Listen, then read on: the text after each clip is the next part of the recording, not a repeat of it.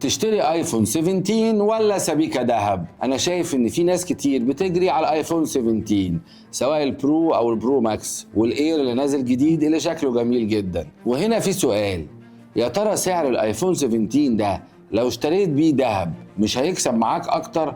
خاصة ان الذهب الفترة دي بيزيد وبيزيد جامد جدا، يعني ممكن في سنة واحدة بس تكسب في السبيكة دي ارقام كبيرة جدا. يعني اقل حاجة ممكن تكسب في السبيكة دي 5000 جنيه وممكن توصل ل 10000 جنيه كمان. انا واحد من الناس بحتاج اعمل محتوى وبحتاج الكاميرا تكون مختلفة وتكون جديدة، عشان كده احتجت التليفون ده. وكل الناس اللي بتعمل كونتنت فاهمة الكلام ده كويس، سواء التصوير سواء في الستوريز سواء في الفيديوز، كل ده التليفونات الجديدة فيها اوبشنز كتيرة جدا تنفعنا.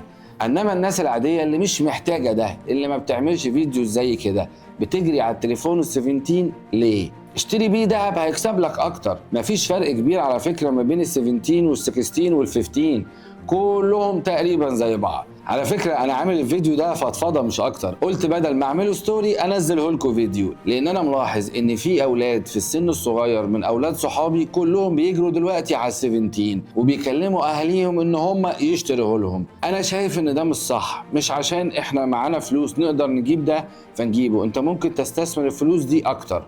الموضوع بره الفلوس خالص، الفلوس دي طالما معاك استثمرها، اشتري بيها ذهب، اربط بيها وديعة، استثمرها تقدر تجيب لك فلوس اكتر.